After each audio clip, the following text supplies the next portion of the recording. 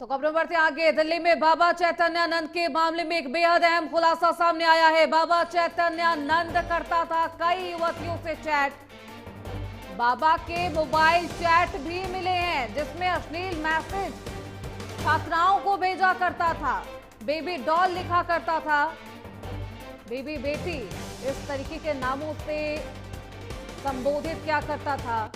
Dubai Sheikh के लिए sex partner ढूंढने के लिए मजबूर किया छात्राओं को, और छात्राओं को फंसाने के लिए बाबा मीठी मीठी बातें उनसे किया करता था। कथित तौर पर जो अश्लील चैट है वो हम आपको दिखा रहे थे आपकी टीवी स्क्रीन पर, जहां पर जो अश्लील चैट है बाबा का वो भी अब सोशल मीडिया पर वायरल है।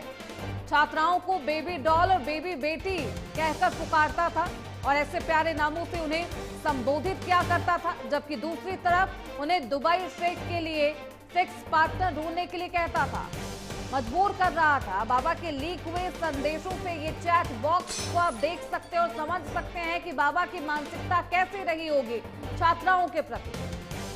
बाबा छात्राओं को फंसाने के लिए उनसे मीठी मीठी बातें मैसेज पर किया करता था और फिर उन्हें देह व्यापार के लिए प्रोत्साहित करता था, मजबूर किया करता था। लीक हुई चैट की तस्वीरों में दोहरी बातचीत है, अजीबोगरीब पैटर्न भी सामने आया है। एक तरफ बातचीत के कुछ हिस्सों में महिला व्यक्ति को बार बार सर कहकर संबोधित कर रही है और वो जवाब में उसे baby sweetie, baby daughter, doll और my most beloved baby daughter doll जैसे शब्दों से बुलाता है। इस तरह की अति प्यार भरे अधिकार जताने वाले संबोधन एक रिश्ते में असामान्य नियंत्रण और शक्ति असंतुलन का संकेत दे रहे हैं। ये जो चैट है वो लोगों को भी बेहद हैरान कर रहा है। देखिए, दो चरित्र के साथ ये बाबा महिलाओं से, छात्राओं से बातचीत क्या करता था, खुद को शिक्षक, गुरु, बाबा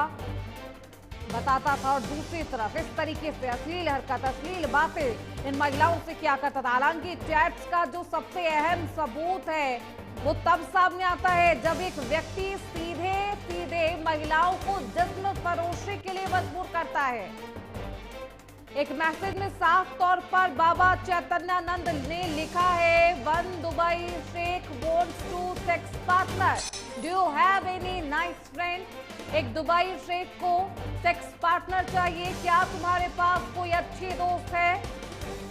और उसके जवाब में जो बच्ची लिखती है, जो महिला लिखती है, वो जवाब आपको सुना दे, कोई नहीं है।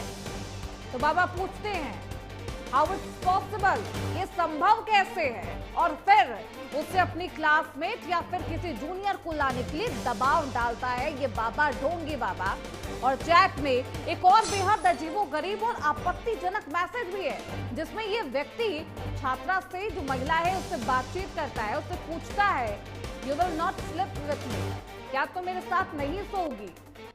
केवल ये महिलाओं के साथ यौन संबंध बनाने का दबाव है, बल्कि एक प्रमुख हस्ती के खिलाफ भी एक अपमानजनक और बेबुनियाद टिप्पणी है। तो इस तरीके के जो अश्लील चैट है वो आपकी टीवी स्क्रीन पर है। देखिए किस तरीके से बाबा, जो खुद को सबसे ज्यादा धर्मगुरु, धर्मों का पालन करने वाला, लोगों के हित के बारे में सोचने वाला बताया करता था, वो इस तरीके से महिलाओं से, छोटी बच्चियों से बात किया करता था। जो EWS की छात्राएं हैं उन्होंने कई संगीन आरोप बाबा चैतन्यानंद पर लगाए हैं। ये चैट बॉक्स आपको दिखा रहे हैं, व्हाट्सएप चैट दिखा रहे हैं बाबा का, किस तरीके से महिलाओं को फंसाने के लिए उनसे मीठी मीठी बातें क्या करता था और उन पर दबाव बनाने की कोशिश भी की जाती थी।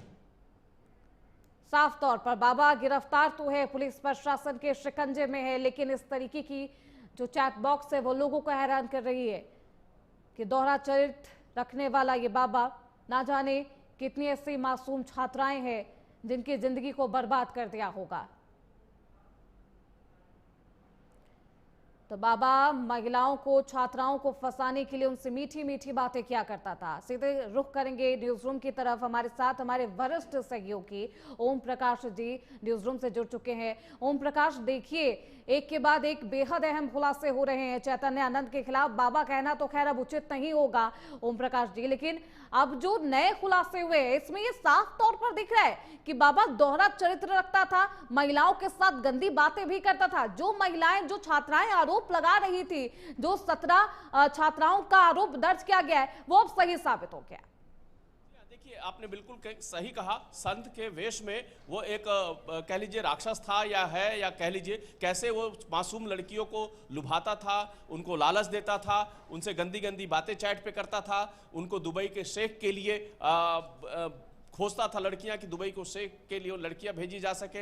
उसके जो मोबाइल फोन देखिए, वो पिछले 5 दिनों से पुलिस रिमांड में है। 28 तारीख को उसकी गिरफ्तारी हुई थी, उसके बाद से ही 5 दिन को पुलिस रिमांड मिली हुई है। और इस दरमियान जो पुलिस पूछताछ कर रही है, उसके जो जितने भी एविडेंसेज है जब वो खंगाल रही है, तो उससे कई खुलासे हुए हैं। इस सिलसिले में पुलिस ने 2 उसके महिला सहकर्मियों को भी हिरासत में लेकर उनसे भी पूछताछ कर रही है और इस पूछताछ में कई खुलासे हुए हैं। अभी जैसा कि आपने टीवी पे दिखाया, उसके चैट्स में देखिए कैसे लड़कियों को वो गंदी गंदी SMS भेजता था, उनको लुभाने की कोशिश करता था, उनको विदेश दौरे पर ले जाने की बात करता था। और उनको ये सारी लड़कियां वो हैं जो गरीब परिवार से आती थी और उनको वो बहला फुसलाकर किसी तरह से उनको गंदे गंदी हरकतों के लिए वो तैयार करता था। इसके अलावा उसके फोन से कई एयर होस्टेस के फोटोग्राफ्स मिले हैं, कई ऐसे तमाम सबूत मिले हैं जो बाबा के कुकर्मों की ओर इशारा कर रहे हैं। तो निश्चित तौर पर जो इन्वेस्टिगेशन चल रही है, जो पूछताछ चल रही है, उसमें बड़े खुलासे हो रहे हैं और ये कह सकती हैं कि साधु के वेश में एक राक्षस छिपा हुआ है। बिल्कुल, अब साधु संत और इस तरीके से दोहरा चरित्र रखने वाला बाबा, जो अपने आप को बेहद धर्म का पालन करने वाला बताया करता था, छात्राओं के सामने एक बेहद अच्छी भूमिका और एक अच्छा व्यक्तित्व दिखाया करता था, और इस तरीके से जब व्हाट्सएप चैट उसके लीक होते हैं, सामने आते हैं, कहीं ना कहीं लोगों का जो विश्वास है अब वो खत्म हो चला है ऐसे लोगों के प्रति। लेकिन ओम प्रकाश जी देखिए, अब सवाल यही है, क्योंकि जो सहयोगी है, कहा यह जा रहा है कि जो इंस्टीट्यूट में ये एक वरिष्ठ पद पर था, वहां ऐसे कई सहकर्मी है जो इसकी मदद किया करते थे इस पूरे घिनौने काम में। क्या उनके खिलाफ भी कोई एक्शन लिया गया है? क्या उनकी भी गिरफ्तारी हुई है? उनसे क्या कुछ पूछताछ?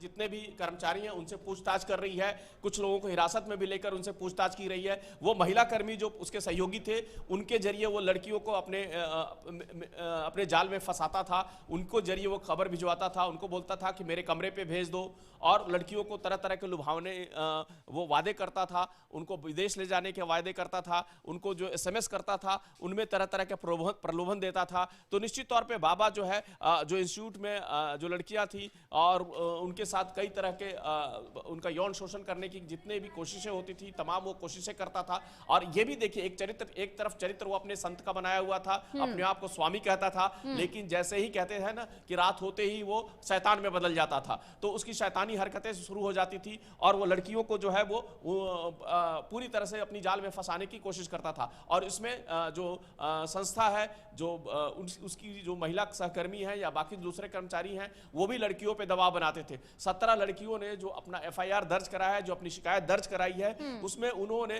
कई तरह के आरोप लगाए हैं कि कैसे जो आश्रम है उसके कर्मचारी जो है बाबा की मदद करते हैं, कैसे वो लोग उन पे दबाव बनाते हैं, कैसे बाबा के पास जाने के लिए उनको कहते हैं कि चले जाओ बाबा के कमरे में जाओ, बाबा तुम्हें बुला रहे हैं। और उनको तरह तरह के ना सिर्फ वो प्रलोभन दिए जाते थे, बल्कि उनको उस जाल में फंसाने में सहयोग भी करते थे। पता नहीं ओम प्रकाश कितने दिनों से इस तरीके का गंदा और घिनौना खेल चल रहा होगा, जो छात्राएं हैं कब से इसे झेल रही होंगी। लेकिन अब सवाल ये है, क्योंकि अब तो उन्होंने शिकायत की है, जो 17 छात्राएं हैं उन्होंने साफ तौर पर बयान दर्ज किया है। अब सवाल ये है कि उनकी सुरक्षा की जिम्मेदारी किस तरीके से पुलिस प्रशासन निभा रहा है? क्या कुछ उनकी सुरक्षा के लिए बंदोबस्त किया गया?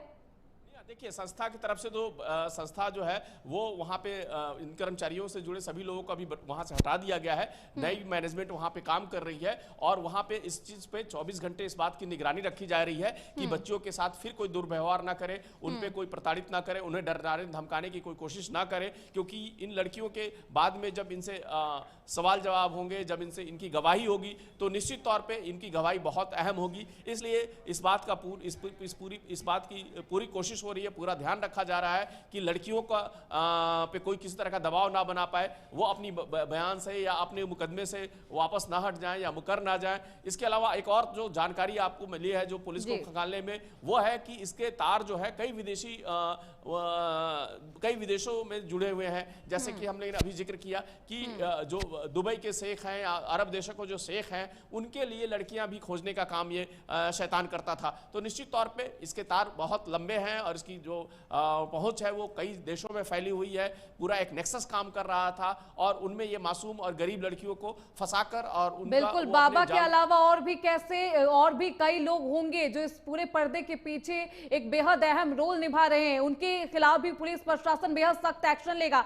लेकिन सवाल ये है ओम प्रकाश जी, देखिए क्योंकि अब तो बाबा गिरफ्तार है, गिरफ्त में है पुलिस प्रशासन के, लेकिन भविष्य में इस तरीके की घटनाएं ना हो, इसके लिए पुलिस प्रशासन और जो शिक्षा विभाग है वो क्या कुछ अहम कदम उठाएगा? क्या कुछ इसके लिए रूपरेखा तैयार की जाएगी? नॉर्मली क्या होता है कि चाहे वो कोई भी इंस्टीट्यूट हो, संस्था हो, वहाँ पे काउंसलर होते हैं, वहाँ पे एक कह लीजिए कि यौन शोषण को लेकर मैनेजमेंट एक कमेटी बनी रहती है, इंटरनल कंप्लेंट कमेटी होती है, या कई इस तरह की व्यवस्थाएं होती हैं संस्थाओं में जहाँ जाकर आप अपना कंप्लेन कर सकते हैं। लेकिन चूंकि ये बाबा के प्रभुत्व की बात थी, एक आश्रम था, वहाँ पे एक मैनेजमेंट इंस्टीट्यूट चल रहा था, वहाँ की ये लड़कियाँ हैं, गरीब लड़कियाँ थी, तो हमारे लिए अभी ये बात है कि उन्होंने बहुत हिम्मत जुटाकर ये कंप्लेन की है और एक साथ 17 लड़कियों ने, कुल 34 लड़कियों का मामला बताया जा रहा था कि 34 लड़कियों के खिलाफ बाबा ने इस तरह की हरकतें की हैं अभी फिलहाल जो वहाँ पे लड़कियां हैं, और उनमें से 17 ने ही कंप्लेन किया है। सोचिए कि आधी लड़कियों ने ही सिर्फ कंप्लेन किया है, बाकी लड़कियां किस मानसिक प्रताड़ना से गुजर रही होंगी और जिन्होंने जो कंप्लेन किया उन पे क्या मानसिक प्रताड़ना से गुजर रही होंगी, आप समझ सकती हैं। बिल्कुल, किस तरीके से मेंटली टॉर्चर किया जाता होगा।